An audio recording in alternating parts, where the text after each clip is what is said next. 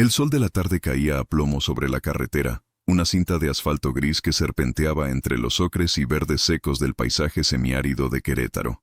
Llevaba horas manejando, el aire acondicionado de la camioneta luchando por mantenerme en una burbuja de frescura artificial, mientras afuera el mundo se derretía. Mi nombre es Elena. Tengo 68 años, y en ese momento mi vida se sentía tan estéril y predecible como el camino que se extendía frente a mí. Regresaba de una visita a mi hermana en San Miguel de Allende, un viaje que hacía cada 2 meses por un sentido del deber más que por un deseo genuino. Las conversaciones eran siempre las mismas, un eco de viejas rencillas y afectos marchitos, un recordatorio de todo lo que habíamos perdido con el tiempo, incluyendo la cercanía. Mis manos, manchadas por la edad, pero todavía firmes, se aferraban al volante forrado en piel. En mi muñeca, un reloj Cartier que mi esposo, Javier, me había regalado en nuestro 40º aniversario. Marcaba las 4 de la tarde. Un destello de su lujo contrastaba con la melancolía que me embargaba. El silencio en el coche era denso, poblado solo por mis pensamientos, que como cuervos, siempre volvían a sobrevolar el mismo nido vacío en mi corazón. Hacía casi 50 años, pero el dolor seguía ahí, una brasa latente bajo las cenizas de la resignación. La pérdida de mi primer hijo, el niño que nunca llegué a mecer en mis brazos, cuyo llanto nunca escuché. La carretera estaba desierta. Era uno de esos tramos largos y solitarios donde los coches aparecen como espejismos en la distancia y desaparecen sin dejar rastro. De repente, a lo lejos, distinguí una figura al costado del camino. A medida que me acercaba, la imagen se hizo más nítida.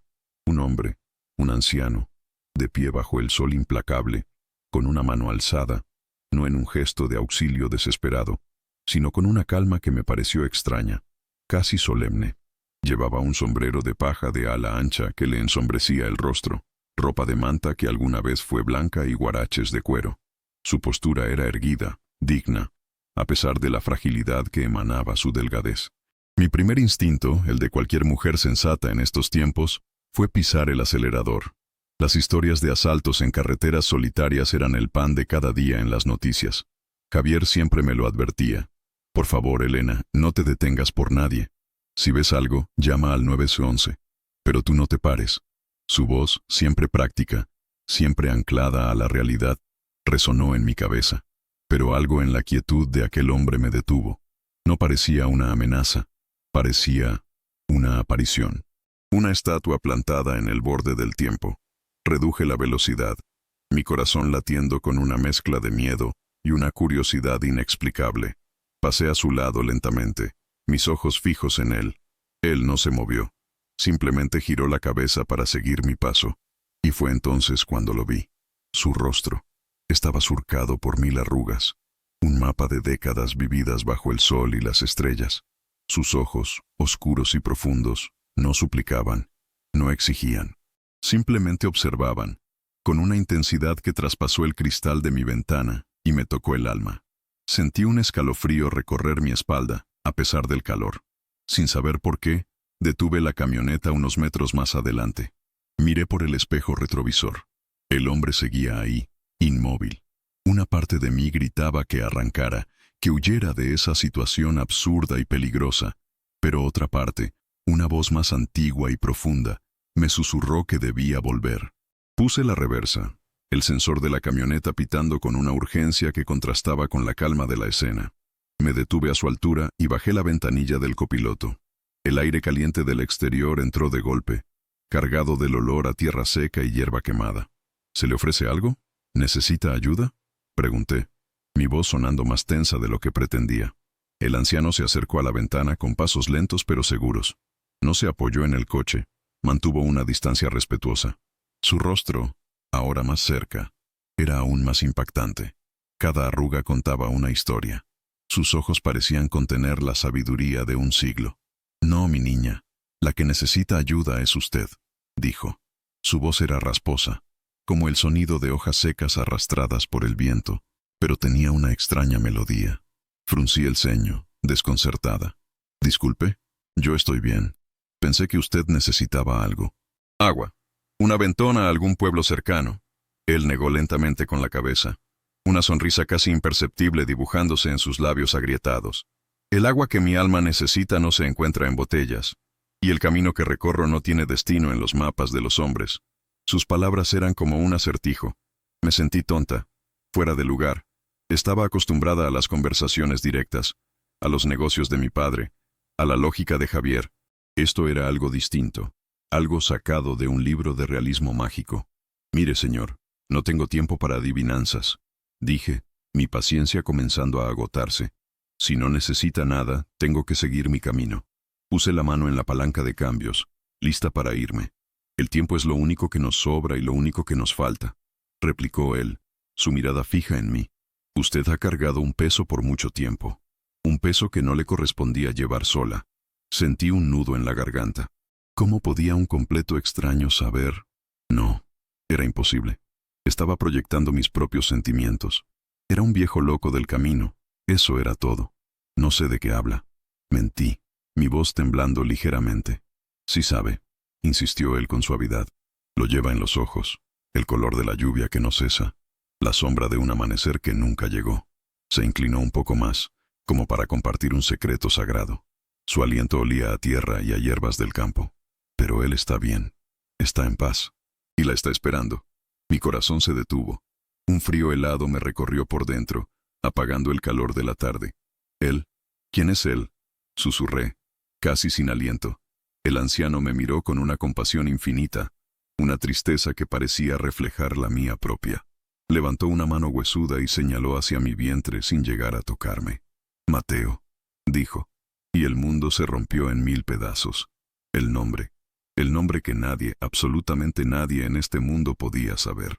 El nombre que yo misma había susurrado en la oscuridad de mi habitación de hospital, con el cuerpo dolorido y el alma rota. El nombre que Javier y yo habíamos elegido en secreto, un pacto silencioso entre dos corazones destrozados. Nunca lo registramos. Nunca lo dijimos en voz alta a nadie, ni a mi hermana, ni a mis padres, ni a nuestros amigos más cercanos. Era nuestro secreto sagrado, la única posesión que nos quedaba de nuestro hijo perdido. Mateo. Me quedé sin aire. Mi mente se vació por completo, incapaz de procesar lo que acababa de escuchar. Miré al anciano, esperando ver una burla, un truco, algo que explicara lo imposible, pero sus ojos solo reflejaban una profunda y serena sinceridad. ¿Cómo? Fue lo único que pude articular. La palabra se ahogó en mi garganta. Hay caminos que se cruzan por una razón, mi niña, y hay mensajes que deben ser entregados, sin importar el tiempo que tome, respondió él. Él me pidió que le dijera, que la perdonara, y que usted debe perdonarse también. La culpa es una ancla muy pesada. ¿La culpa? ¿Perdonarme? Las lágrimas que había contenido por casi 50 años brotaron sin control. Se derramaron por mis mejillas calientes y saladas, trazando surcos en mi maquillaje discreto. Yo no era una mujer que llorara fácilmente. Había construido murallas alrededor de mi corazón, fortalezas de compostura y dignidad. Pero ese hombre, ese extraño en medio de la nada, las había derrumbado con una sola palabra. No entiendo. No es posible. Sollocé, escondiendo mi rostro entre mis manos. El volante de piel se sintió frío contra mi frente. No todo en esta vida es para entenderse con la cabeza. Algunas cosas solo se entienden con el alma, dijo el anciano. Él sabe que usted nunca lo olvidó. Sabe de las flores que le lleva al jardín cada año en su cumpleaños. Sabe de las noches que mira al cielo buscándolo en una estrella. Y quiere que usted sepa que él también la piensa, que su amor lo alcanzó, a donde quiera que esté. Cada palabra era un bálsamo y una daga. Me consolaba y me hería con una intensidad insoportable. Levanté la vista, mis ojos nublados por las lágrimas. Quería preguntarle más. Quería saber quién era él. ¿Cómo sabía todo eso? ¿Qué significaba su mensaje? Pero cuando miré hacia la ventana, ya no había nadie. El anciano se había ido. Parpadeé, confundida. Miré por el espejo retrovisor, luego por el espejo lateral. Nada. Abrí la puerta y salí de la camioneta. El calor me golpeó como una pared. Miré en todas direcciones. La carretera se extendía, vacía y silenciosa, en ambos sentidos. El paisaje era plano por cientos de metros a mi alrededor. No había árboles grandes, ni zanjas profundas, ni nada donde una persona pudiera esconderse tan rápidamente. Simplemente se había desvanecido, como si nunca hubiera estado allí. Me quedé de pie junto a mi coche, en medio de la nada, con el motor aún en marcha y el eco de una sola palabra resonando en mi cabeza. Mateo. ¿Me había vuelto loca? ¿Fue una alucinación provocada por el calor, el cansancio y la pena? ¿Un sueño febril en la vigilia? Pero se sintió tan real. La textura de su voz, la profundidad de sus ojos, el olor a tierra, la paz que su mensaje había empezado a sembrar en el campo árido de mi alma. Volví a entrar en la camioneta, temblando. Apoyé la cabeza en el volante, mis sollozos sacudiendo todo mi cuerpo. Lloré por el hijo que perdí, por los años de silencio, por la culpa que me había consumido sin darme cuenta, y lloré por el misterio insondable que acababa de tocar mi vida, un misterio que llevaba el nombre de mi hijo nonato. El viaje de regreso a la Ciudad de México fue un borrón. Conduje en un estado de trance, las luces de los otros coches convirtiéndose en estelas abstractas en la oscuridad que había caído. No puse música. No contesté la llamada de Javier. Necesitaba el silencio para intentar ordenar el caos que el anciano había desatado en mi interior. Llegué a nuestra casa en Lomas de Chapultepec poco antes de las 9. Las luces estaban encendidas. Javier estaría en su estudio, probablemente leyendo el Wall Street Journal o revisando algunos documentos de su consultoría. Es un hombre de rutinas, de orden. Su mundo es lógico, predecible. ¿Cómo podría explicarle que un fantasma en la carretera me había hablado de nuestro hijo muerto? Entré en la casa y dejé mi bolso, un Louis Vuitton que me parecía absurdamente frívolo en ese momento, sobre la consola de la entrada. El silencio de la casa era diferente al del coche. Aquí era un silencio familiar, lleno de los crujidos habituales de los muebles y el zumbido del refrigerador. Subí las escaleras lentamente, cada paso sintiéndose pesado, como si arrastrara cadenas. Me detuve frente al espejo del pasillo. La mujer que me devolvió la mirada era una extraña. Sus ojos estaban hinchados y rojos, su rímel corrido, su compostura de toda la vida hecha añicos. Por primera vez en décadas, me vi como realmente me sentía, una mujer rota. Decidí no hablar con Javier esa noche. No todavía. Necesitaba tiempo. Entré en nuestra habitación y me dirigí directamente al baño. Me desvestí y me metí en la ducha, dejando que el agua caliente cayera sobre mí. Pero no podía lavar la sensación de irrealidad. La voz del anciano seguía repitiéndose en mi mente. Mateo. Él está bien. Él me pidió que le dijera. ¿Era posible? ¿Podía el amor de una madre trascender la barrera de la muerte? ¿O era simplemente mi mente, desesperada por consuelo, jugándome la más cruel de las pasadas? Salí de la ducha y me puse un camisón. Javier entró en la habitación poco después. Era un hombre guapo, incluso a sus 72 años. Su cabello era completamente blanco, pero sus ojos azules aún conservaban la chispa que me había enamorado 50 años atrás. Me miró con preocupación. Elena, mi amor, ¿estás bien? Te llamé y no contestaste. Me tenías preocupado, dijo, acercándose y tomando mis manos. Estoy bien, solo cansada. El viaje fue largo. Mentí, evitando su mirada. Él frunció el ceño. Me conocía demasiado bien. Tus ojos. ¿Has estado llorando? ¿Pasó algo con tu hermana? Negué con la cabeza. No, todo igual que siempre. Solo es el cansancio, de verdad. Él no pareció convencido, pero no insistió. Me dio un beso en la frente. De acuerdo, descansa. Mañana será otro día. Se fue a su lado de la cama y tomó un libro de su mesita de noche. Pero yo sabía que no estaba leyendo. Sentía su mirada sobre mí en la penumbra, una mirada llena de preguntas que no se atrevía a formular. Me acosté y apagué la luz, pero el sueño no vino. Mi mente era un torbellino. Recordé el día en que perdimos a Mateo. Estaba en mi 7º mes de embarazo. Había sido un embarazo perfecto. Me sentía radiante, llena de vida. Javier y yo estábamos construyendo un nido de amor y expectativas. Ya habíamos decorado su cuarto. Habíamos elegido su nombre en una tarde lluviosa, acurrucados en el sofá, soñando con el futuro. Mateo, fuerte, como el roble. Luego, la caída. Una estúpida caída en las escaleras de la casa de mis padres. Mi padre, don Ricardo, siempre tan imponente, tan controlador. Ese día había habido una discusión. Él desaprobaba mi matrimonio con Javier, a quien consideraba un hombre sin la ambición ni el linaje para formar parte de nuestra familia. No podrá darte el estilo de vida que mereces, Elena. Dejarás de cenar en los restaurantes de Polanco para conformarte con fondas, me había dicho con desdén. Yo lo había enfrentado, defendiendo a mi esposo, defendiendo mi amor. En mi estado de agitación tropecé. El dolor agudo, el miedo, la sangre. Desperté en un hospital. La habitación era blanca, fría, impersonal. Javier estaba a mi lado, su rostro pálido, sus ojos devastados. No tuvo que decir nada. Lo supe en el silencio. El silencio donde debería haber habido un llanto. El silencio que se instaló en mi vientre y en mi corazón. El médico dijo que fue un desprendimiento de placenta. Mala suerte. Un accidente trágico. Nunca lo cuestioné. El dolor era tan abrumador que no había espacio para nada más. Nos aferramos el uno al otro, dos náufragos en un mar de pena. Con el tiempo, tuvimos otras dos hijas, maravillosas, que son la luz de mi vida. Pero el hueco de Mateo nunca se llenó. Era un cuarto cerrado en la casa de mi alma. Una puerta que nunca me atrevía a abrir del todo. Hasta hoy. Hoy, un anciano en la carretera me había entregado la llave. Él me pidió que le dijera, que la perdonara.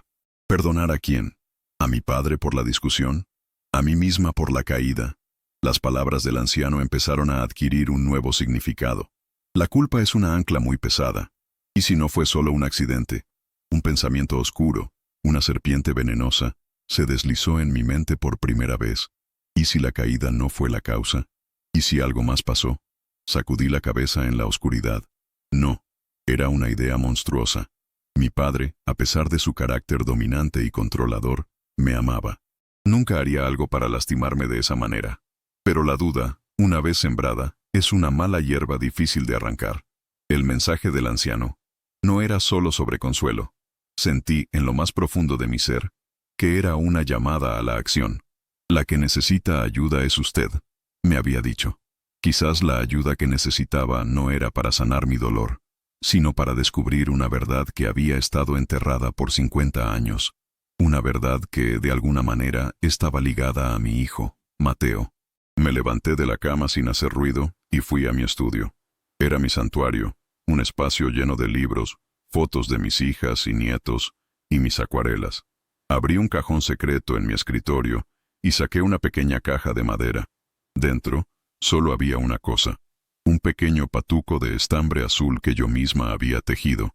El único objeto tangible que tenía de mi hijo. Lo sostuve en la palma de mi mano. Era tan pequeño, tan frágil, y en ese momento le hice una promesa silenciosa. Mateo, mi amor, no sé qué significa todo esto. No sé si estoy perdiendo la razón, pero te juro que voy a averiguarlo. Voy a abrir esa puerta cerrada, por ti y por mí. Mi viaje ya no era de regreso a casa. Mi verdadero viaje acababa de comenzar, y el mapa no estaba en el asfalto de ninguna carretera, sino en los laberintos de mi propio pasado. Un pasado que creía conocer, pero que ahora se revelaba como un territorio inexplorado, lleno de sombras y secretos. La imagen del anciano, su rostro arrugado y sus ojos sabios, se grabó en mi memoria. No era un fantasma, era un mensajero, y yo, Elena, su destinataria, tenía una misión que cumplir. A la mañana siguiente, el sol se filtraba por las persianas, dibujando rayas de luz en la alfombra persa de la habitación.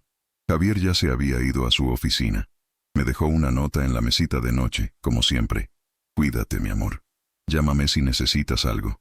Su amor era un puerto seguro, una constante en mi vida. Pero la tormenta que se había desatado en mí era algo que debía navegar sola, al menos por ahora. Me sentía como una extraña en mi propia vida. Los objetos lujosos que me rodeaban, la ropa de diseñador en el armario, las obras de arte en las paredes, parecían decorados de un escenario que ya no me pertenecía. La única realidad era el eco de las palabras del anciano. Decidí que mi primer paso sería volver a ese punto exacto en la carretera. Tenía que convencerme a mí misma de que no había sido un sueño. Necesitaba la evidencia del lugar, la solidez del asfalto bajo mis pies. Me vestí con unos jeans y una blusa sencilla, una decisión consciente de alejarme de la Elena de Lomas de Chapultepec. Hoy era una investigadora, una peregrina en busca de una señal. Antes de salir, me detuve frente a una vitrina en la sala. Dentro, entre fotos familiares y recuerdos de viajes, había una foto en blanco y negro de mis padres el día de su boda. Mi padre, don Ricardo Alarcón, joven, apuesto, con una mirada de acero que ya presagiaba al magnate en el que se convertiría. Mi madre, a su lado, hermosa y frágil. Mi padre había construido un imperio en la industria textil, un hombre hecho a sí mismo, implacable en los negocios y en la vida. Su lema era, la familia es un negocio, y yo soy el director general.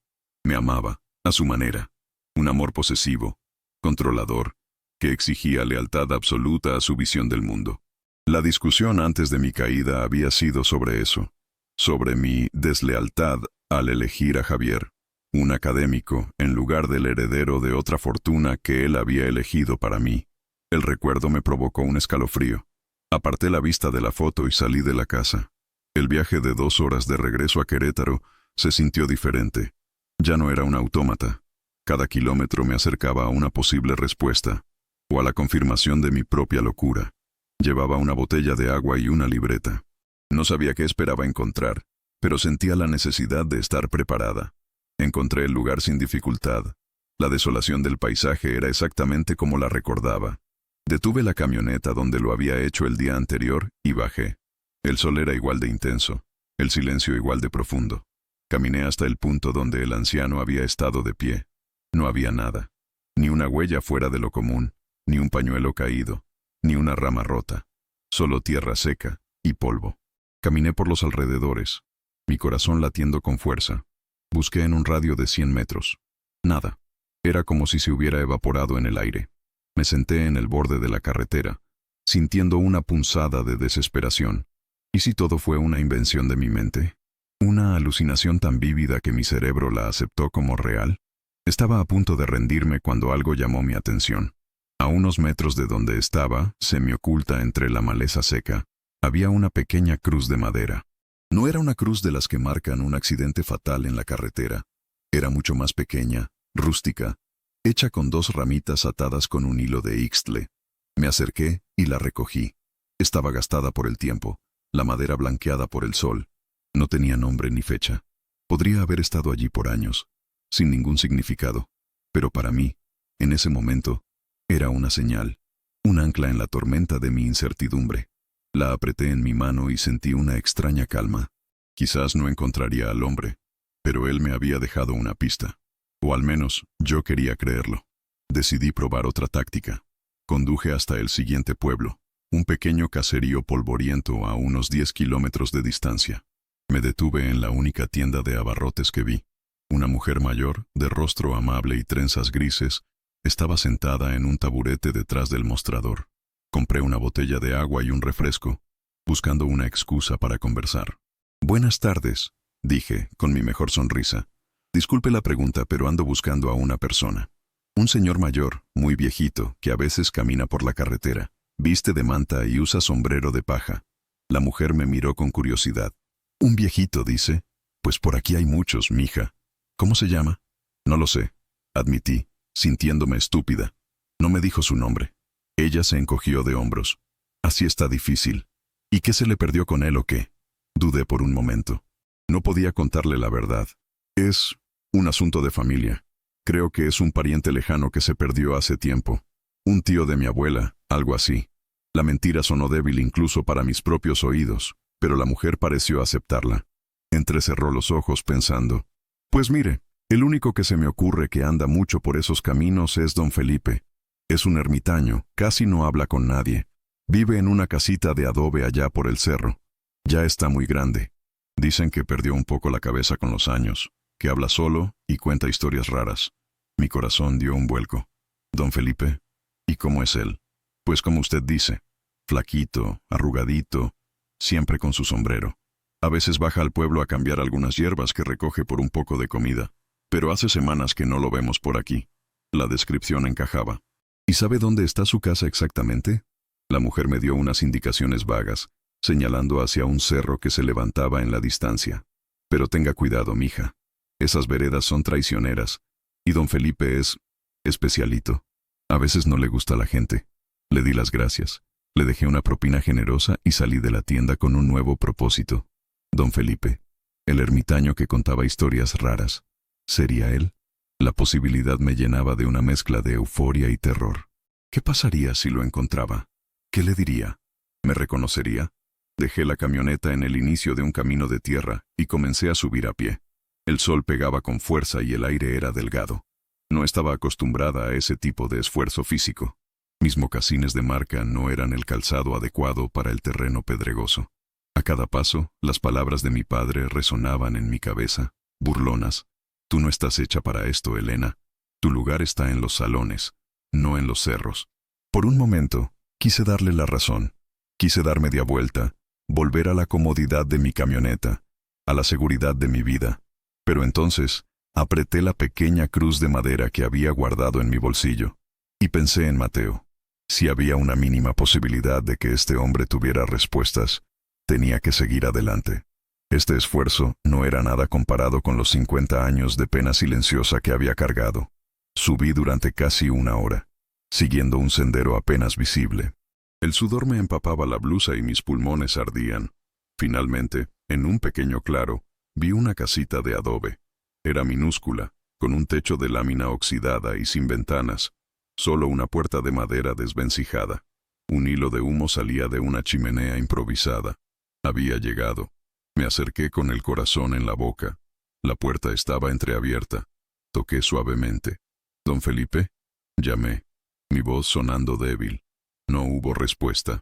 Empujé la puerta un poco más. El interior era oscuro y olía a humo, a hierbas secas y a algo más, algo antiguo. Pude distinguir una pequeña mesa, una silla, un petate en el suelo y un fogón en una esquina. Sobre la mesa había varios objetos, hierbas atadas en manojos, piedras de formas extrañas y algo que me heló la sangre. Era un pequeño zapato de bebé, de cuero, antiguo, de un estilo que no se usaba en décadas. Y al lado, una fotografía vieja, en blanco y negro, doblada y gastada por el tiempo. Me acerqué, temblando, y la tomé.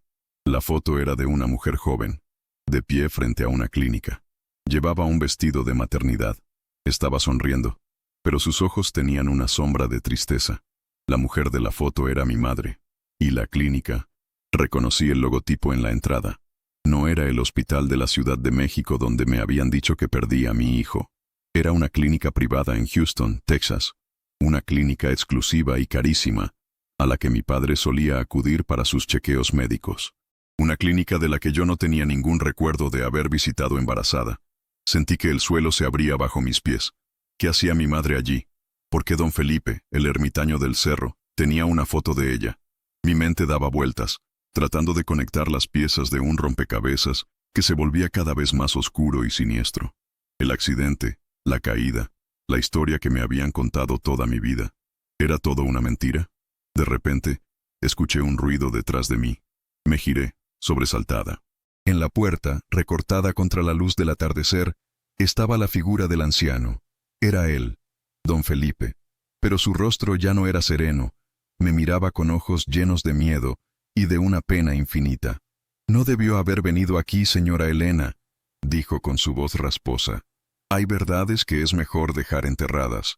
La figura de don Felipe en el umbral de la puerta era la de un guardián de secretos, un hombre encorvado por el peso de algo más que la edad. El miedo en sus ojos era palpable, pero debajo de él vi un atisbo de alivio, como si una parte de él hubiera estado esperando este momento durante toda su vida. Sostenía la fotografía de mi madre con manos temblorosas. El mundo exterior, con su lógica y sus reglas, se había desvanecido. Solo existíamos nosotros dos en esa humilde choza, suspendidos en un instante que conectaba 5 décadas de silencio. Usted me detuvo en la carretera», dije, mi voz apenas un susurro. Usted dijo su nombre. Él asintió lentamente, sus ojos nunca apartándose de los míos. Mateo.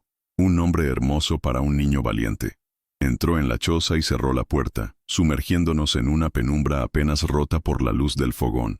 El gesto se sintió definitivo, como si al cerrar la puerta, estuviéramos sellando un pacto para enfrentar lo que estaba por revelarse. ¿Quién es usted? ¿Cómo sabe todo esto? ¿Por qué tenía esta foto? Las preguntas salieron atropelladamente de mi boca. Necesitaba respuestas. Un ancla en el mar de confusión que me ahogaba. Don Felipe suspiró. Un sonido profundo, cansado. Se sentó en la única silla de la habitación y me señaló el petate en el suelo. Siéntese, por favor, señora Elena. La historia es larga y mis piernas ya no aguantan como antes. Obedecí, sentándome en el petate áspero. La cercanía del fogón me daba un calor reconfortante. El anciano se quedó en silencio por un largo rato, sus dedos nudosos trazando los bordes de la vieja fotografía. Parecía estar reuniendo la fuerza para desenterrar un recuerdo doloroso. Yo trabajé para su padre. Comenzó finalmente. Su voz baja y grave. Fui jardinero en su casa de Lomas por más de 20 años, desde que usted era una jovencita. La vi crecer. La vi enamorarse del joven Javier. La vi feliz. Hizo una pausa, y en sus ojos vi el reflejo de un pasado lejano. Y también vi a su padre, don Ricardo, un hombre poderoso, un hombre que creía que todo en el mundo se podía comprar, vender o arreglar, incluyendo el destino. Un escalofrío me recorrió. Las palabras de Felipe resonaban con la imagen que yo misma tenía de mi padre, el director general de nuestras vidas. Yo era un hombre leal, continuó Felipe. Don Ricardo me tenía confianza. A veces me usaba para mandados personales, cosas que no quería que sus choferes o sus asistentes supieran. Yo era invisible para su mundo, el jardinero. Nadie le presta atención al jardinero. Apreté mis manos en mi regazo, mi corazón latiendo con una premonición terrible. Cuando usted se embarazó, la felicidad en esa casa era algo que se podía tocar. Su madre estaba radiante. Usted brillaba, pero don Ricardo no estaba contento. Yo lo escuché discutir con su madre muchas veces. Decía que ese matrimonio había sido un error, que un hijo con un hombre sin fortuna consolidaría esa equivocación. Hablaba de un negocio muy importante que estaba por cerrar, una fusión con una empresa americana. Decía que todo tenía que ser perfecto, que la imagen de la familia era primordial. Las palabras de mi padre sobre los restaurantes de Polanco y el estilo de vida volvieron a mi mente, pero ahora teñidas de un matiz mucho más oscuro. No era solo esnobismo, era una estrategia. Y entonces vino la caída, dijo Felipe, su voz quebrándose por primera vez. Yo estaba podando los rosales cerca de la escalera ese día. Escuché la discusión, usted defendiendo su amor con tanta fuerza, y lo vi todo. Levantó la vista y me miró directamente. No fue un accidente, señora Elena. Él no la empujó, no directamente. Pero cuando usted se tambaleó, él dio un paso atrás. Pudo haberla sostenido. Pudo haber detenido la caída. Y no lo hizo. Simplemente la observó caer. En sus ojos, no vi sorpresa ni miedo. Vi cálculo. Sentí que el aire me faltaba. La escena que había revivido tantas veces en mis pesadillas adquirió una nueva y monstruosa dimensión. El padre que me amaba, el que me había criado, me había dejado caer. La llevaron al hospital. A usted le dijeron que había perdido al bebé. Pero esa fue la primera mentira. Felipe cerró los ojos, como si el dolor del recuerdo fuera demasiado para soportar. El bebé estaba bien. El golpe no lo había dañado. Era un niño fuerte. Pero su padre vio una oportunidad, una manera de corregir lo que él consideraba un error. Negué con la cabeza, las lágrimas corriendo por mis mejillas. No, no puede ser. Mi padre no haría eso. Es un monstruo. Era un hombre que creía que el fin justificaba los medios. Corrigió Felipe con tristeza. Convenció a su madre, que estaba destrozada y confundida. Le dijo que era lo mejor para usted, para la familia, para el futuro. Organizó todo en secreto. La transfirieron a esa clínica en Houston bajo el pretexto de un tratamiento especializado para su recuperación. Una clínica que era de su propiedad parcial, algo que nadie sabía. Ahí, con un equipo de su confianza, simularon las complicaciones. A usted la mantuvieron sedada la mayor parte del tiempo. Le dijeron que el bebé había nacido sin vida. La imagen de la habitación blanca del hospital, la sensación de vacío, el silencio, todo era una puesta en escena. Una obra de teatro macabra orquestada por mi propio padre. El lujo y el poder que él manejaba no eran solo para conseguir buenos restaurantes o ropa de marca. Eran herramientas para moldear la realidad a su antojo. La clínica en Houston, un lugar de supuesta sanación para la élite, había sido el escenario de su mayor traición. ¿Y mi hijo, Mateo? Pregunté, mi voz rota en un sollozo. Nació, un niño sano, hermoso. Lloró con una fuerza que parecía llenar todo el cuarto, dijo Felipe, y una leve sonrisa se dibujó en su rostro. Yo estuve allí. Su padre me mandó para asegurarme de que todo saliera según el plan. Mi trabajo era llevarme al niño, desaparecerlo. ¿Usted se lo llevó?, pregunté con horror. Sí, confesó y su rostro se contrajo de dolor. Fue la peor cosa que he hecho en mi vida. Su madre me entregó al niño. Lloraba en silencio. Me hizo jurarle que lo llevaría a un buen lugar, que me aseguraría de que tuviera una buena vida. Me dio esa foto y un pequeño zapatito de cuero que le había comprado en secreto. Me dijo, para que nunca olvides de quién es este niño. Abrió la mano y me mostró el zapatito que había visto en la mesa. Era el compañero del patuco de estambre que yo guardaba como mi único tesoro. Eran parte del mismo par imposible. Su padre me dio una suma de dinero muy grande. Instrucciones claras. Debía entregar al niño a una agencia de adopción en San Antonio, una agencia que él controlaba. Debía asegurarme de que fuera adoptado por una familia sencilla, sin conexiones, que nunca pudiera rastrear su origen. Y luego, debía desaparecer. Me dijo que si alguna vez volvía o hablaba, mi familia en Oaxaca pagaría las consecuencias. Yo tenía esposa, hijos. Tenía miedo. Felipe se levantó y caminó hacia el fogón. Le dio la espalda, sus hombros sacudidos por sollozos silenciosos. Hice lo que me pidió. Dejé a ese angelito en esa agencia y desaparecí. Me vine a este cerro, a vivir como un fantasma, castigándome cada día de mi vida. El dinero que me dio su padre, nunca lo toqué. Lo enterré bajo esta misma casa. Viví de la tierra, como penitencia. El rompecabezas estaba completo. Una verdad tan terrible, tan inhumana, que mi mente luchaba por aceptarla. Mi padre no solo me había mentido, me había robado a mi hijo. Había mutilado mi vida por un negocio, por su orgullo, por su necesidad de control. Mi madre había sido su cómplice, quizás una víctima también, atrapada en la red de un hombre al que era imposible desafiar. ¿Por qué ahora, Felipe? ¿Por qué después de 50 años? Le pregunté, mi voz encontrando una nueva fuerza, una fuerza nacida de la rabia y de una claridad dolorosa. Él se giró. Sus ojos estaban rojos, pero ya no había miedo en ellos. Había resolución. ¿Por qué me estoy muriendo, señora Elena? Este cáncer que me come por dentro me dio el coraje que me faltó en vida. Antes de irme, tenía que corregir mi error. Tenía que darle paz a usted y a mi propia alma. Durante semanas, bajé a la carretera, a ese mismo punto. No sé por qué, pero sentía que usted pasaría por ahí. Y el otro día, la vi, y supe que era el momento. El cielo me dio la oportunidad de entregar el mensaje que Mateo me ha estado susurrando en sueños durante años. Me levanté y me acerqué a él. Puse mi mano sobre su brazo frágil. Usted no es el culpable, Felipe. Usted fue una herramienta. La culpa es de mi padre. Pero yo pude haber dicho que no, respondió él. Y ese no me ha perseguido cada noche de mi vida. Miró dentro de la choza, hacia la oscuridad. Pero hay algo más, algo que debes saber. Rebuscó en un viejo baúl de madera y sacó un sobre amarillento. Su padre era un hombre meticuloso. Lo guardaba todo. Cuando murió, supe que era mi única oportunidad. Entré a su estudio una noche, antes de que su hermano lo sellara todo. Busqué cualquier cosa que pudiera servir, y encontré esto. Me entregó el sobre. Con manos temblorosas lo abrí. Dentro había documentos. Documentos legales de la Agencia de Adopción de San Antonio, y entre ellos, un certificado de nacimiento adoptivo, el nombre del niño, David, y los nombres de los padres adoptivos, Roberto y Laura Hernández. Una dirección en un pequeño pueblo de Texas. Mi hijo no estaba muerto. Mi hijo tenía un nombre. Mi hijo tenía una vida. Y yo tenía una dirección. La pena que me había definido durante medio siglo se transformó en una energía nueva, feroz, imparable. Era la fuerza de una madre a la que le han devuelto la esperanza. Miré a Felipe, este anciano que había sido el carcelero de mi secreto y ahora era mi liberador.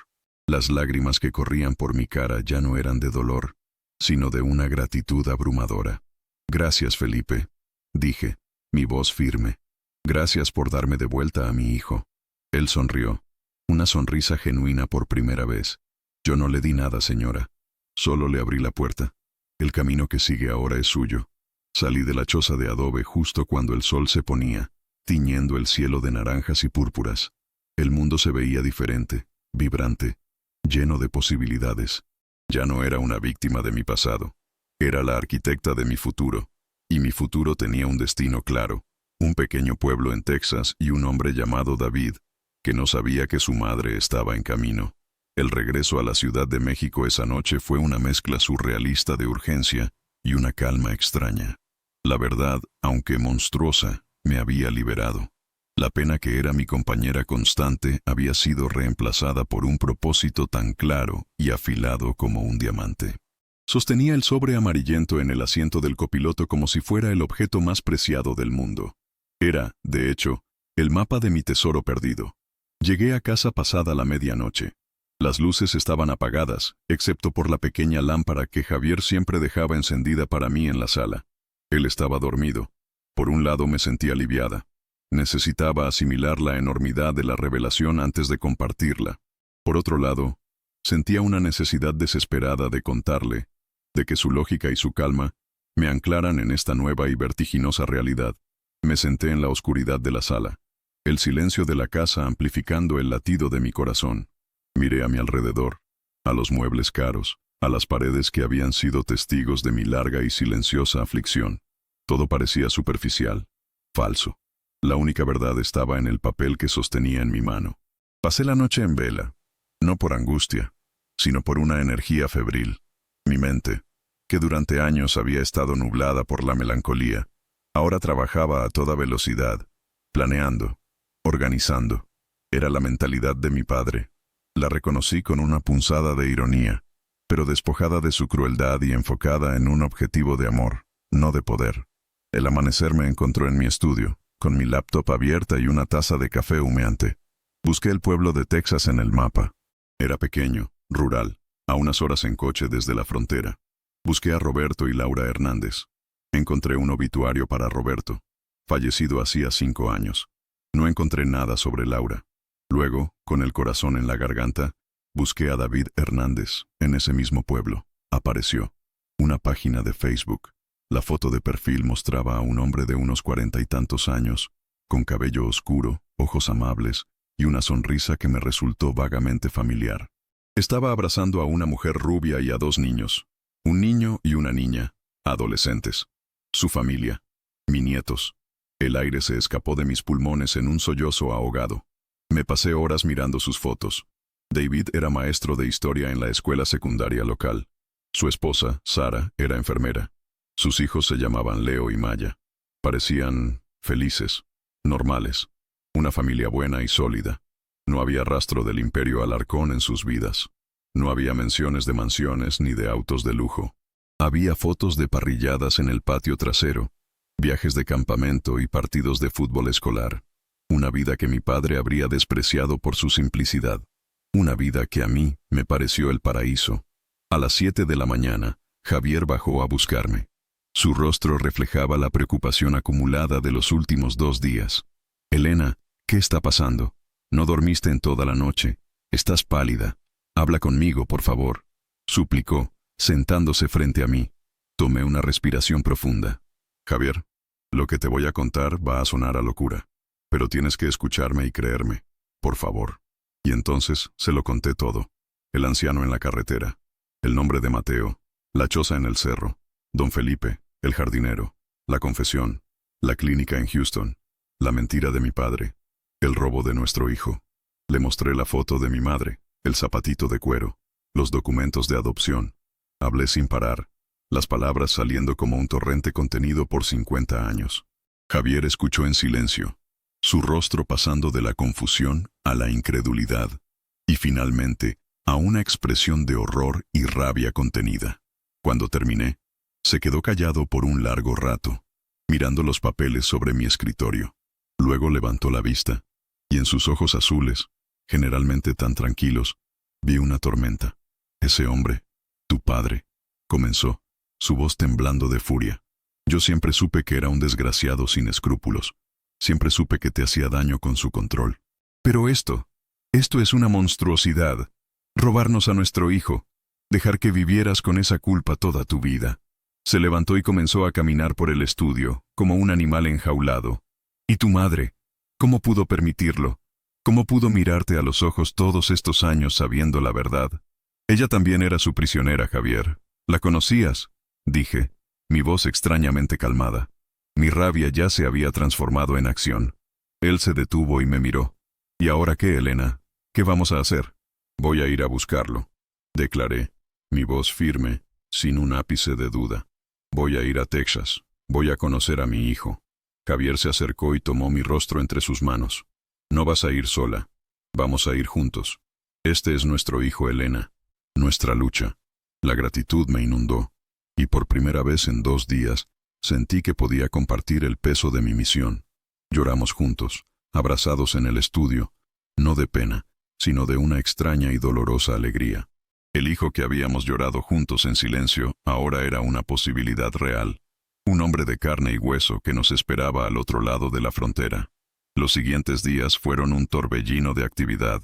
Javier, con su mente metódica, se encargó de la logística. Reservó vuelos a San Antonio. Alquiló un coche. Encontró un hotel en el pueblo cercano al de David. Yo, por mi parte, me preparé para una confrontación diferente. Tenía que hablar con mi hermano, Alejandro. Alejandro heredó el imperio de mi padre y también su frialdad y su pragmatismo. Dirigía las empresas Alarcón con mano de hierro. Nuestra relación era cordial pero distante, marcada siempre por la sombra de nuestro padre. Pedí una reunión con él en sus oficinas corporativas. Un rascacielos de cristal y acero en el corazón de la ciudad. Me recibió en su oficina en el último piso. Un espacio minimalista y lujoso con vistas panorámicas de toda la ciudad. Estaba impecable como siempre, con un traje a la medida y una actitud de perpetua impaciencia. Elena, qué sorpresa, dijo, sin levantarse de su silla de cuero. Espero que sea importante. Tengo una junta con inversionistas en media hora. Lo es, Alejandro.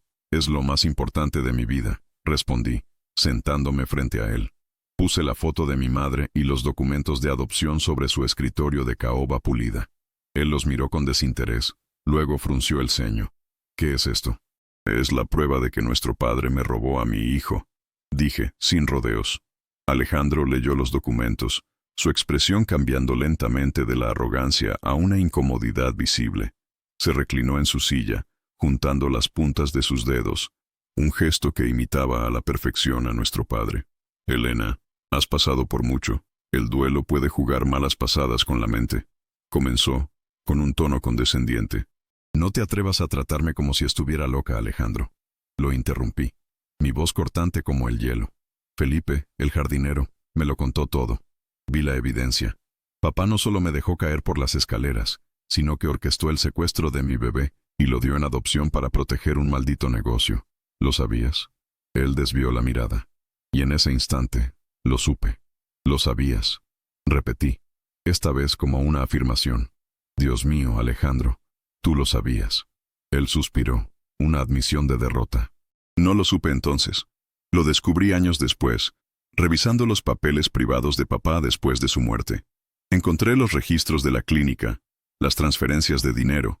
Lo enfrenté a mamá, y ella me lo confesó todo. ¿Y no dijiste nada?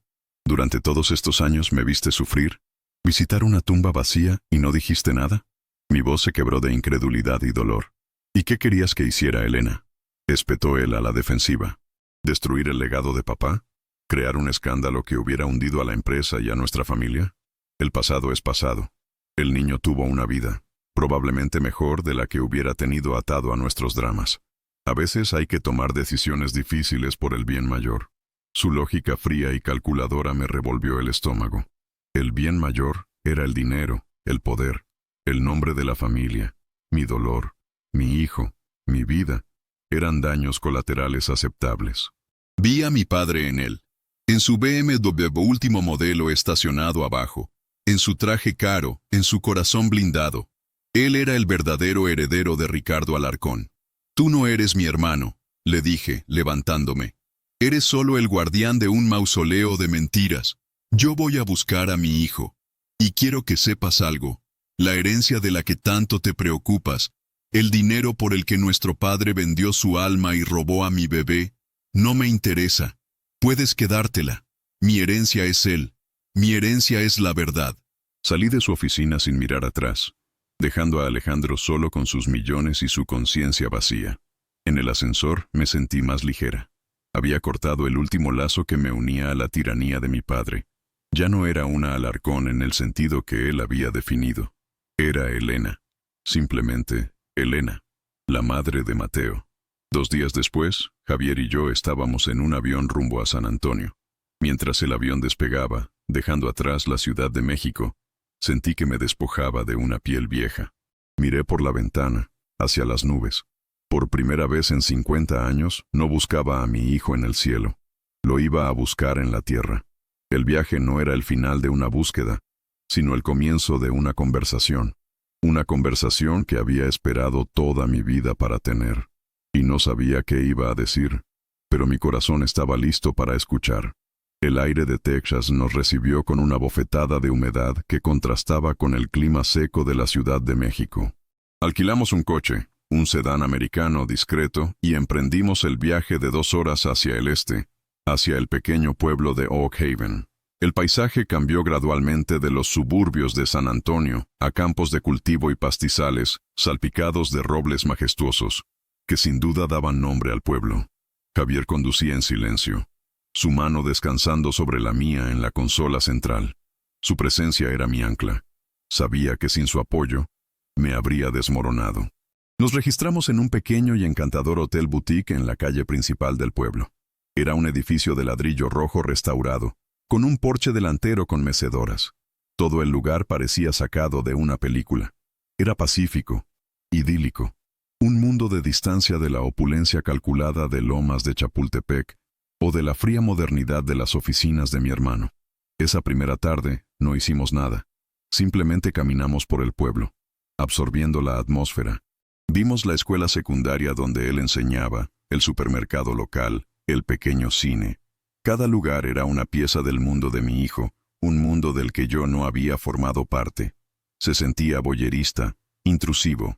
¿Qué derecho tenía yo de aparecer de repente y hacer estallar su vida pacífica? La duda, mi vieja enemiga, comenzó a susurrar de nuevo. ¿Y si no quiere verme, Javier? ¿Y si se enoja? ¿Y si arruino su vida? Le pregunté esa noche, mientras cenábamos en el restaurante del hotel. Javier dejó sus cubiertos y me miró con firmeza. Elena, él tiene derecho a saber la verdad. Tiene derecho a conocer a su madre biológica. ¿Cómo reaccione? No podemos controlarlo. Pero lo que sí podemos hacer es acercarnos con amor, con honestidad y sin expectativas. No estamos aquí para exigir nada. Estamos aquí para ofrecerle una parte de su historia que le fue robada. Sus palabras me dieron la fuerza que necesitaba. Tenía razón. No se trataba de mí ni de mis necesidades. Se trataba de él. Al día siguiente, decidimos que el primer paso no sería una confrontación directa. Necesitábamos entender mejor su vida. La página de Facebook nos había dado una pista. Su esposa, Sara, trabajaba como enfermera en la clínica del pueblo. Javier, con su encanto discreto y su aire de académico distinguido, tuvo una idea. Fuimos a la clínica. Javier se quejó de una migraña repentina, una actuación bastante convincente. Mientras una recepcionista lo registraba, yo me senté en la sala de espera, mi corazón latiendo desbocado. Vi pasar a varias enfermeras, cada una de ellas provocándome un sobresalto. Y entonces, la vi. Era rubia, con una sonrisa cálida y ojos azules amables, tal como en las fotos. Llevaba un uniforme azul y su gafete decía Sara Hernández, RN. Mi nuera, la mujer que amaba a mi hijo. Se movía con una eficiencia tranquila, atendiendo a los pacientes con una amabilidad genuina. Observarla fue reconfortante. David había elegido bien. Había encontrado a una buena mujer. En un momento, ella pasó cerca de mí y nuestras miradas se cruzaron por un instante. Me sonrió, una sonrisa profesional pero amable. Yo apenas pude devolverle el gesto, sintiendo un nudo en la garganta. Era tan real, tan cercana, y a la vez tan lejana. Después de que a Javier le dieran un par de analgésicos y el visto bueno, nos fuimos. En el coche, me quedé en silencio. Es encantadora, dijo Javier suavemente. Yo solo pude asentir, las lágrimas asomando a mis ojos. Esa tarde, reuní todo mi coraje. Condujimos hasta la dirección que teníamos. Era una calle arbolada y tranquila, con casas de estilo americano, céspedes bien cuidados y niños jugando en las aceras. Encontramos la casa. Era una bonita casa de 2 pisos, de madera blanca con contraventanas azules. Había una canasta de baloncesto sobre el garaje y un jardín lleno de flores de colores. En el porche había una mecedora doble y macetas con geranios. Era un hogar feliz. Estacionamos el coche al final de la calle, donde podíamos ver la casa sin ser demasiado obvios. Y esperamos. Me sentía como una detective privada en la misión más personal y aterradora de mi vida. Pasó una hora. Y entonces, un coche entró en el camino de entrada. Era él, David, mi hijo. Salió del coche, cargando un maletín y una pila de libros. Se veía cansado, como cualquier profesor al final de un largo día. Vi cómo su rostro se iluminaba al ver la puerta de su casa abrirse y a su hija, Maya, salir corriendo a abrazarlo. Él la levantó en brazos, riendo. Luego apareció Sara, y se dieron un beso de amor cotidiano, de compañerismo. Observé la escena a través del parabrisas. Mi corazón echó un puño. Era perfecta, una familia perfecta, y yo era la extraña, la intrusa que venía a perturbar esa perfección con una verdad del tamaño de un terremoto. El miedo me paralizó. No pude hacerlo, no ese día. Vámonos, Javier, por favor, susurré. No puedo. Javier no discutió. Encendió el motor y nos alejamos. Esa noche, la duda se convirtió en una certeza aterradora. Estaba cometiendo un error. ¿Quién era yo para destruir su paz?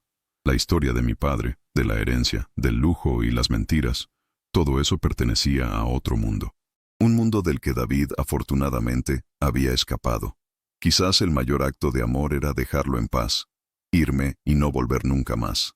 Le expresé mis miedos a Javier. Le dije que tal vez lo mejor era regresar a México y guardar el secreto, como mi madre lo había hecho. Pero esta vez, por amor, no por miedo. Javier me escuchó pacientemente. Entiendo tu miedo, Elena. De verdad que sí. Y si decides que eso es lo correcto, te apoyaré. Pero déjame preguntarte algo. Si no le dices la verdad, ¿podrás vivir con ello? ¿O pasarás el resto de tu vida mirando sus fotos en secreto, preguntándote qué hubiera pasado si... Y él no tiene derecho a conocer a la mujer que le dio la vida, que nunca dejó de pensar en él? ¿No tiene derecho a conocer su propia historia, sus raíces, la otra mitad de quién es? Sus preguntas golpearon el centro de mi dilema. La verdad no era una bomba para destruir, sino un puente. Un puente que él podía decidir si cruzar o no. Pero yo tenía la obligación de construirlo. Al día siguiente, me desperté con una nueva resolución. No iba a acercarme a él de forma abrupta. Lo haría con cuidado, con delicadeza. Decidí escribirle una carta. Pasé toda la mañana en la habitación del hotel, con una pluma y papel de buena calidad que había traído conmigo. Las palabras no salían fácilmente. ¿Cómo condensar 50 años de amor, dolor y anhelo en una hoja de papel? Escribí y rompí una docena de borradores. Finalmente, decidí ser simple y directa. Comencé. Querido David, no sabes quién soy, pero mi nombre es Elena, y soy tu madre biológica. Sé que estas palabras deben ser un shock. Te pido que sigas leyendo con el corazón abierto. No quiero nada de ti. No quiero perturbar tu vida, que desde la distancia parece hermosa y feliz. Solo quiero darte la verdad que te fue negada, la historia de tu comienzo. Naciste del amor. Tu padre y yo te esperábamos con toda la ilusión del mundo. Te llamamos Mateo. Pero las circunstancias y las decisiones crueles de personas poderosas nos separaron al nacer. Me hicieron creer que habías muerto. Durante 50 años, he llorado por un hijo que creía perdido. Hace solo unos días, descubrí la verdad, que estabas vivo, que habías crecido y te habías convertido en un hombre, un esposo y un padre. Estoy en Oak Haven. Me alojo en el hotel The Brick House Inn. Me encantaría tener la oportunidad de contarte la historia completa, si tú lo deseas. De responder a todas las preguntas que puedas tener.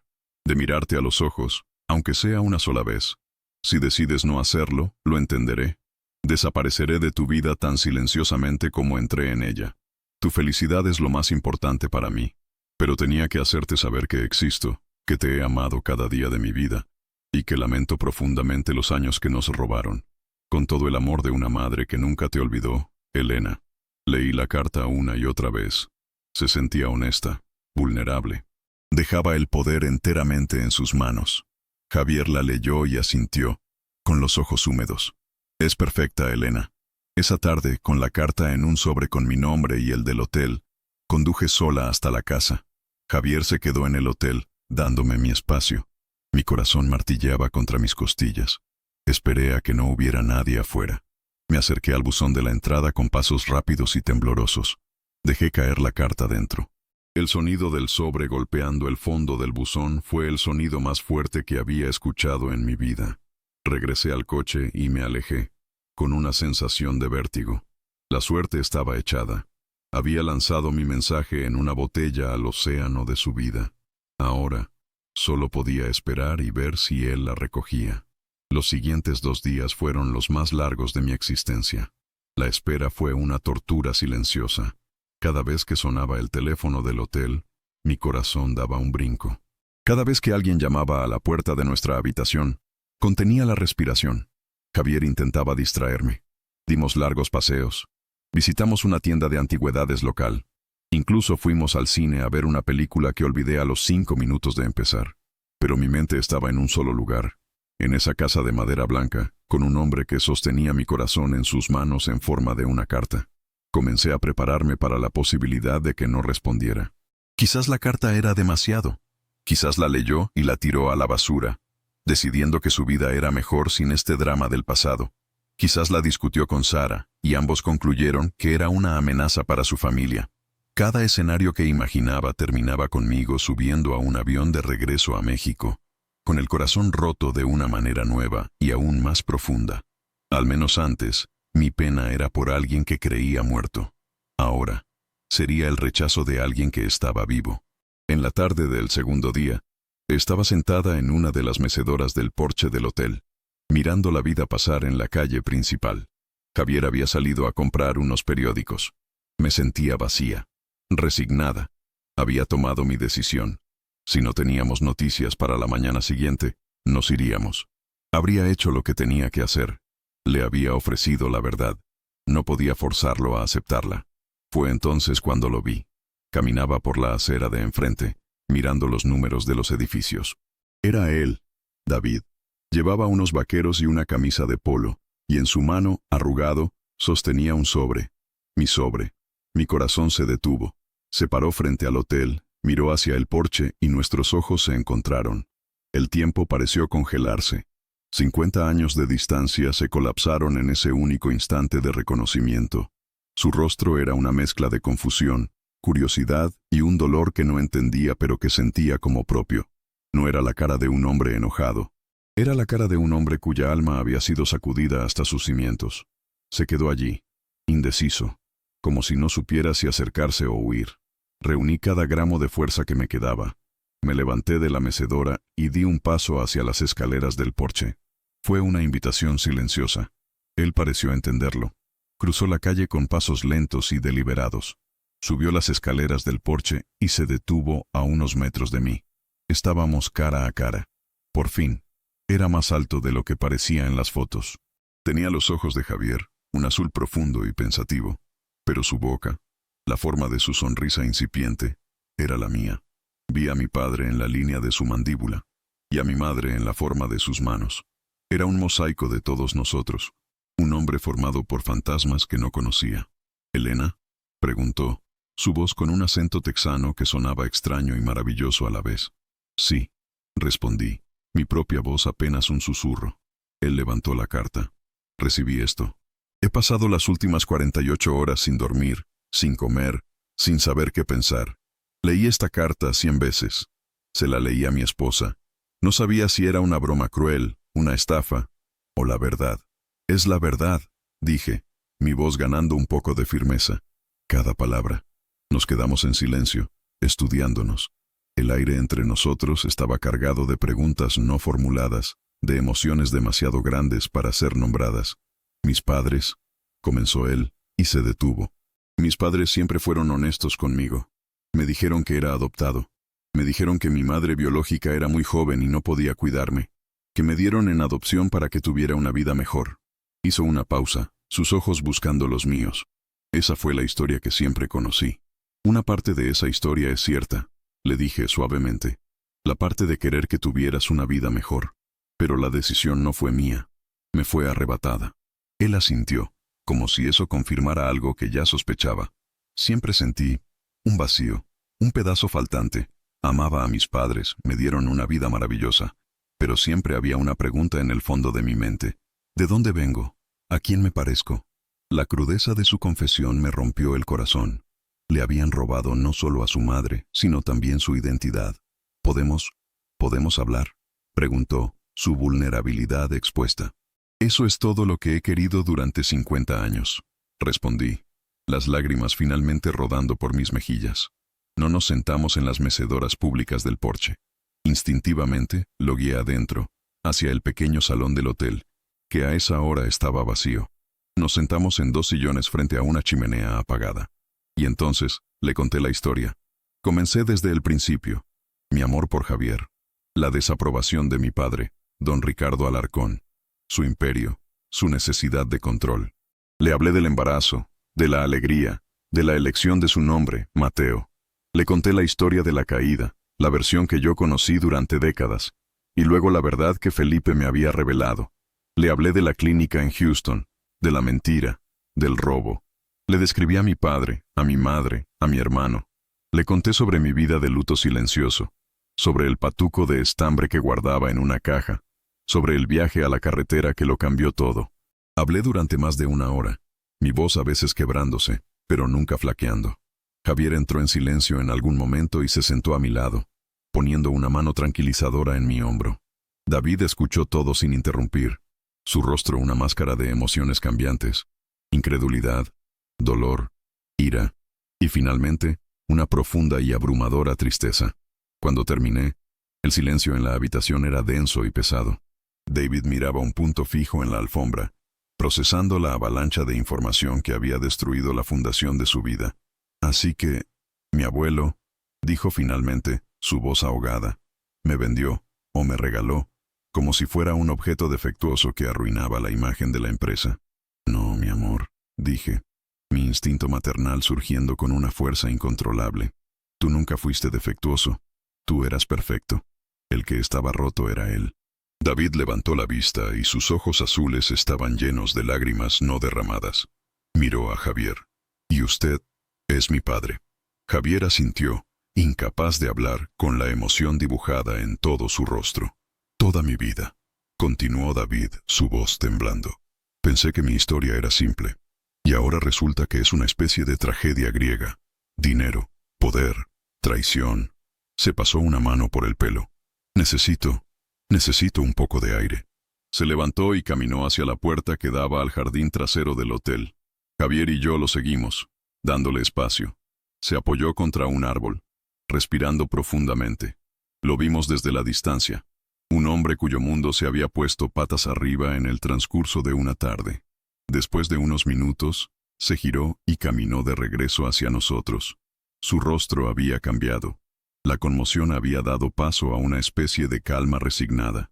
Mi esposa, Sara, ella quiere conocerlos, dijo. ¿Y mis hijos? Leo y Maya. Les conté sobre la carta. Están confundidos, pero quieren conocerlos también. Les dije que mis abuelos, sus bisabuelos, venían de visita desde México. Mi corazón se llenó de una calidez que no había sentido en toda mi vida. No nos estaba rechazando. Nos estaba abriendo una puerta. Una pequeña rendija en la puerta de su vida. Nos encantaría conocerlos, dijo Javier, su voz recuperada. ¿Qué tal esta noche?, propuso David. Pueden venir a casa a cenar. Algo sencillo. Pizza. Es la noche de pizza de los viernes. Pizza. Algo tan normal, tan familiar. En medio de este drama extraordinario, la oferta de pizza era el gesto más hermoso y conmovedor que podía imaginar. La pizza suena maravillosa, dije, con una sonrisa temblorosa. Esa noche, entramos en esa casa de madera blanca, no como extraños, sino como invitados. Sara nos recibió en la puerta con un abrazo cauteloso pero cálido. Los niños, Leo y Maya, nos miraron con una curiosidad tímida. Eran hermosos. Leo tenía mi cabello oscuro, y Maya tenía los ojos azules de su abuelo. La noche fue surrealista y perfecta. Comimos pizza en platos de papel en la cocina, mientras los niños nos contaban sobre su escuela y sus amigos. Hicimos preguntas sobre la vida de David, sobre su carrera como maestro. Él nos hizo preguntas sobre México, sobre nuestras vidas. Evitamos los temas profundos. No era el momento. El momento era para construir un puente, ladrillo a ladrillo, con conversaciones sencillas y risas compartidas. En un momento, mientras David y Javier hablaban de béisbol, Sara se me acercó en la cocina. Él ha estado buscando esto toda su vida, aunque no lo supiera, me dijo en voz baja. Gracias por no rendirse. Gracias por encontrarlo. Sus palabras fueron un regalo, la validación de una mujer buena que amaba a mi hijo. Más tarde, cuando nos preparábamos para irnos, Maya, mi nieta, se me acercó tímidamente. ¿Es verdad que te llamas Elena?, preguntó. Sí, cariño, respondí. Es un nombre bonito, dijo. Mi segundo nombre es Elena. Miré a David desconcertada. Él se encogió de hombros, con una pequeña sonrisa. Mis padres adoptivos encontraron una nota prendida a mi manta cuando me recogieron. No tenía firma. Solo decía, su nombre es Mateo, su madre se llama Elena. Por favor, nunca dejen que lo olvide. Ellos no entendieron, así que me llamaron David. Pero cuando Maya nació, a Sara y a mí nos gustó el nombre de Elena. No sé por qué. Supongo que algunas cosas están destinadas a ser. La nota. Mi madre. En su acto final de desafío silencioso, había intentado preservar una conexión. Un hilo invisible que me había atado a mi hijo y a mi nieta a través del tiempo y el silencio. Salimos de la casa esa noche y caminamos hacia nuestro coche bajo un cielo lleno de estrellas. Javier me rodeó con su brazo. No había habido una gran escena de llanto y absolución. No había habido promesas de un futuro perfecto. Pero había algo mucho mejor. Había un comienzo. Había la promesa de más noches de pizza, más conversaciones, más puentes por construir. Había encontrado a mi hijo, pero también había encontrado mucho más. Había encontrado a mis nietos. Había encontrado a una nuera maravillosa. Había encontrado el perdón, no para mi padre, sino para mí misma. Y había encontrado la paz. La justicia que buscaba no era castigar a los culpables. La verdadera justicia era esta. El amor, a pesar de todo, había encontrado su camino de regreso a casa. Los días que siguieron fueron como las primeras páginas de un libro nuevo y emocionante. Pasamos una semana más en Oak Haven, y cada día era un pequeño descubrimiento. Javier y David encontraron un terreno común en su amor por la historia, pasando horas en la biblioteca local, discutiendo sobre la guerra civil como si fueran viejos amigos. Sara y yo conectamos a través de historias sobre nuestros hijos, sobre las alegrías y los desafíos de la maternidad. Ella me escuchaba hablar de mis otras dos hijas en México, y yo la escuchaba hablar de las travesuras de Leo y Maya. Mis nietos, después de la timidez inicial, comenzaron a abrirse. Leo, un chico serio e inteligente, me mostró su colección de rocas y me explicó la historia geológica de cada una. Maya, dulce y artística, me regaló un dibujo que había hecho de todos nosotros. Era una figura de palitos, pero había capturado la esencia de nuestra nueva familia. Dos figuras mayores, Javier y yo, tomadas de la mano con dos figuras más jóvenes, David y Sara, y dos figuras pequeñas, los niños, correteando a su alrededor. Debajo, había escrito con letra infantil, mi familia. Lloré cuando lo vi. Hubo momentos difíciles, por supuesto. Una tarde, David y yo nos sentamos solos en el porche de su casa mientras los demás habían ido por helado. He estado pensando en él, dijo David, refiriéndose a mi padre, a su abuelo biológico, el hombre que me desechó. Y siento rabia, mucha rabia, pero también siento una extraña lástima. ¿Qué vida tan vacía debió tener si pensaba que el dinero era más importante que esto? Hizo un gesto hacia su casa, su jardín, su vida. Lo era, David, le dije. Él construyó un imperio, pero murió solo, rodeado de lujos pero sin verdadero amor. Su mayor temor era perder el control, y al final, controló todo excepto lo que realmente importaba, la felicidad de su familia. La tarjeta Black que llevaba en la cartera podía comprar cualquier cosa material, pero no podía comprar la paz. ¿Y mi abuela, la otra?, preguntó. Se refería a mi madre. Tu abuela vivió con miedo, pero también con amor. La nota que te dejó fue su pequeño acto de rebelión. Creo que vivió arrepentida cada día de su vida. Espero que donde sea que esté, sepa que nos encontramos. Esa conversación fue sanadora para ambos. Nos permitió poner a los fantasmas del pasado en su lugar, no para olvidarlos, sino para entenderlos y seguir adelante. No se trataba de perdonar a mi padre, sino de liberarnos del poder que su crueldad había tenido sobre nuestras vidas. Antes de irnos, tomé una decisión. Una de las mentiras que mi padre había usado para justificar sus acciones era que Javier no podía proveerme. Había pasado mi vida rodeada de un lujo que ahora me parecía hueco. Tenía mi propia herencia, separada de la de mi padre, de mi abuela materna. Decidí que era hora de que ese dinero sirviera a un propósito de amor, no de estatus. Hablé con Javier, y luego con David y Sara. Les dije que quería crear un fondo fiduciario para la educación de Leo y Maya. No una cantidad extravagante que les cambiara la vida drásticamente, sino una que les asegurara poder ir a la universidad que eligieran sin preocuparse por los préstamos o las deudas. Quería que el dinero de la familia, que una vez fue usado para separarnos, ahora fuera usado para unirnos y asegurar el futuro de la próxima generación. Al principio, David se negó. No queremos tu dinero, Elena, estamos bien. No es mi dinero, le expliqué. Es el dinero de su bisabuela. Es justicia poética. Es usar los recursos de la familia para lo que siempre debieron usarse, para cuidarnos los unos a los otros. Por favor, permíteme hacer esto. No por ti, sino por mí. Necesito convertir algo feo en algo hermoso. Finalmente aceptaron. El acto de firmar esos papeles con mi abogado por teléfono fue catártico. Estaba redireccionando el legado familiar, de la tiranía del control a la libertad de la oportunidad. El día de nuestra partida fue agridulce. Hubo abrazos largos y algunas lágrimas en el porche de la Casa Blanca.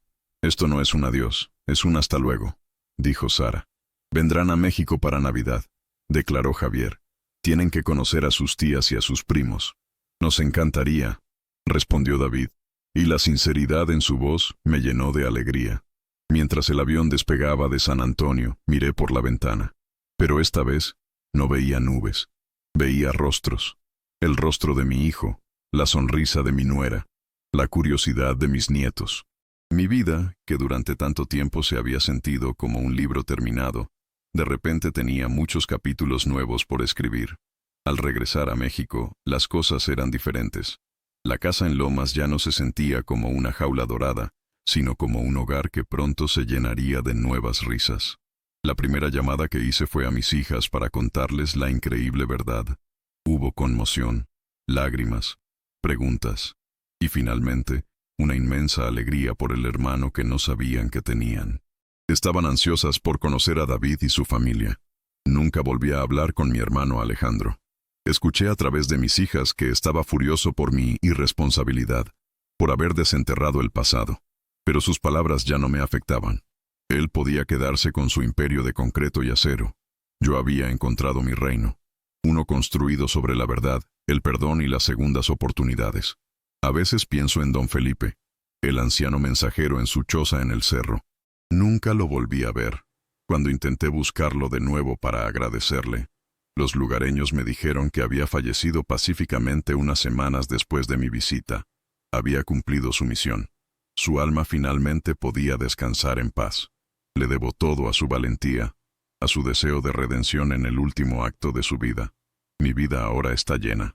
Las conversaciones con David por videollamada son frecuentes. Mis nietos me mandan correos electrónicos contándome sus aventuras. Estoy planeando el menú para la cena de Navidad más importante de mi vida. El dolor por la pérdida de Mateo nunca desaparecerá por completo. Es una cicatriz en mi alma, pero ya no es una herida abierta. Ahora, cuando pienso en ese nombre, no siento pena. Siento un amor inmenso y una gratitud profunda por el viaje extraordinario que me llevó de vuelta a él. El viejo en la carretera me detuvo y me dijo el nombre de mi hijo que murió antes de nacer, pero no me devolvió a un fantasma. Me devolvió la vida. Me enseñó que no importa cuán oscuro sea el pasado, la esperanza puede encender una luz. Me enseñó que la verdadera riqueza no se mide en cuentas bancarias o en marcas de lujo, sino en los lazos de amor que nos unen. Y me enseñó que nunca es demasiado tarde para reescribir tu propia historia. Gracias por llegar hasta aquí. Si esta historia tocó tu corazón, cuéntame desde dónde me estás viendo. Ciudad y país. Estoy preparando una historia dedicada a quienes comentan cada día. Tal vez el próximo abrazo sea para ti. Y si te gustó, dale like y comparte con alguien que necesite escuchar esto.